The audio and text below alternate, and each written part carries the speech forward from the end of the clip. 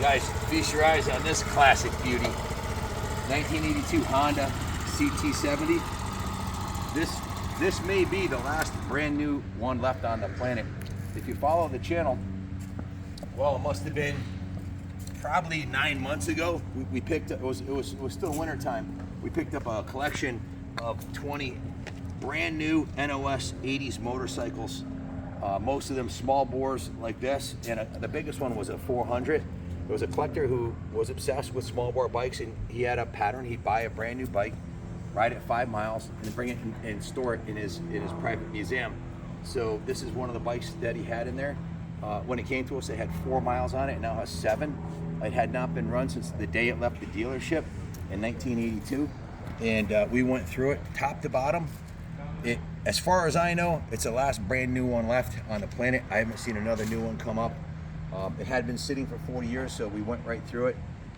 Bill Kelly, one of our lead techs who I've worked with since 1983, not to date ourselves here, at New England Cycle Sales. He's been spinning wrenches for a long time, and this was in good hands with him.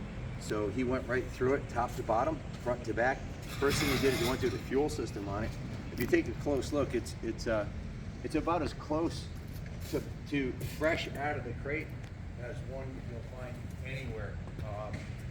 Again, it's a 1982, so what is it, 43 years old? This is the iconic 1982 Honda Passport Deluxe 70. It's a true time capsule from the golden age of Japanese engineering. Finished in the factory correct shiny blue with the white leg shield. This deluxe model is as classy as it is bulletproof. Look at the lines on this thing, man. The original paint scheme still pops. This was the deluxe trim package, so you got chrome everything. The luggage rack, the trim, the upgraded badges, not to mention the electric start and Kickstarter. This was high-tech stuff back in the 80s, guys. Only 72 cc's, but don't let that fool you. This air-cooled 4-stroke single cylinder is legendary for one thing: reliability. These bikes are built to run forever, and they did. In fact, Honda sold over 100 million Super Cubs worldwide, and this is the American version. One kick or the push of a button, and she purrs like a sewing machine. Smooth, quiet, easy to ride with a 3-speed semi-automatic transmission. Anybody can hop on and cruise. Whether you're cruising downtown, running errands, or just enjoying a Sunday ride, the Passport delivers over 100 miles per gallon. It's not just a bike, it's a statement. Simplicity, style, efficiency. This one's 100% original and meticulously preserved. It even has the factory decals, the original tires, the original chrome.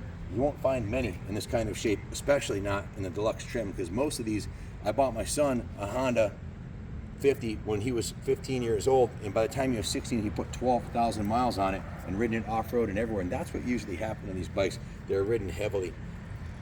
So if you're a collector, a commuter, or just someone who appreciates timeless design, the 82 Honda Passport Deluxe is the one. Ride it, show it, or park it in your man cave. This bike's a piece of history. This is a 100-point perfect original. So, right, it's 43 years old. I've pulled brand new Harleys out of the crate that had more patina on it than this bike. It does have a little bit of patina. It is not brand new. It has been on display for 43 years. It's on display now in the New England Motorcycle Museum. It comes with the vanity plate here. It will be on display on the 3rd floor in our Honda section if you want to come take a look at it. As I was saying, Bill Kelly went right through it. First thing he did was flush the fuel tank out several times, cleaned it with Metal Rescue, replaced the fuel line, went through the petcock, made sure that was clean. There's a little bit of gas residue from when it left the dealership. Changed the oil in it, put some fresh V fuel in it, a brand new air filter, a brand new battery. Went through, made sure all the light bulbs and turn signals and horn and everything works, and lubricated the chain, and test rode it, and it's brand new. It is as close to a time capsule from 1982 as you'll find anywhere on planet Earth. It's as good as it gets. So this is the last of the collection of bikes from that last of the bikes in the collection. If you look underneath the saddle, you can see that the originally factory saddle and foam was intact. It's not all rotten like they usually are. The original fuel tank is in good condition. A little bit of patina, as you'd expect here from a 42-year-old motor vehicle, but it's a spectacular original survivor.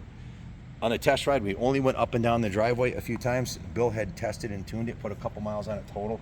Then I went to the detail shop where it got what we call a full rotisserie detail.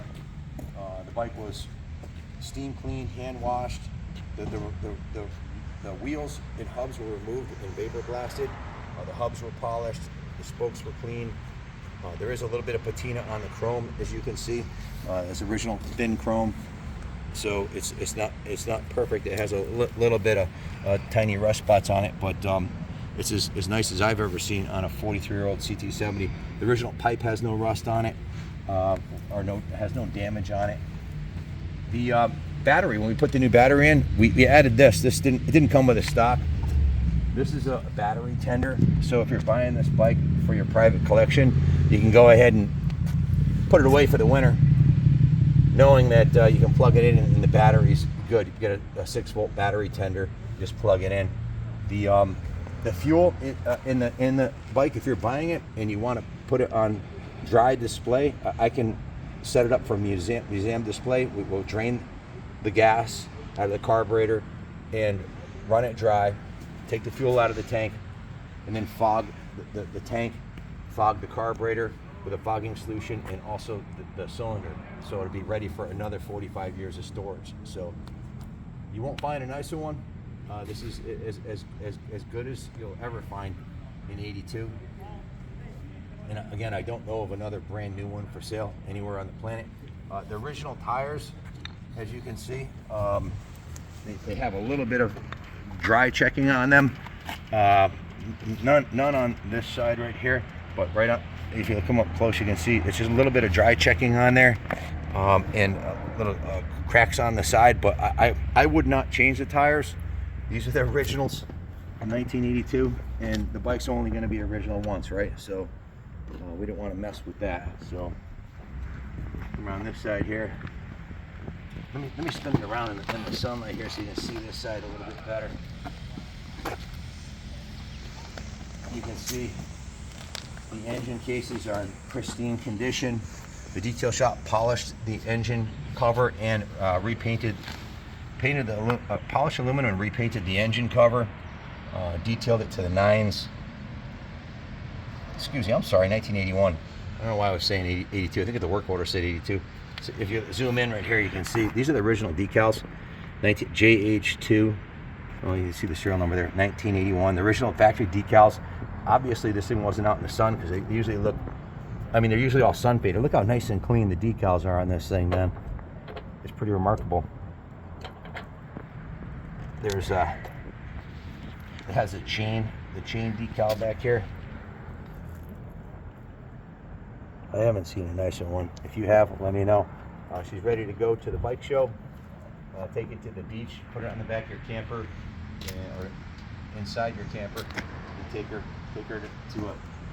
on vacation with you. But I doubt you'll find a nicer one than this. So if you're a serious Honda collector and you want as close to perfect as you're going to find, that's brand new. Well, your ship just came in.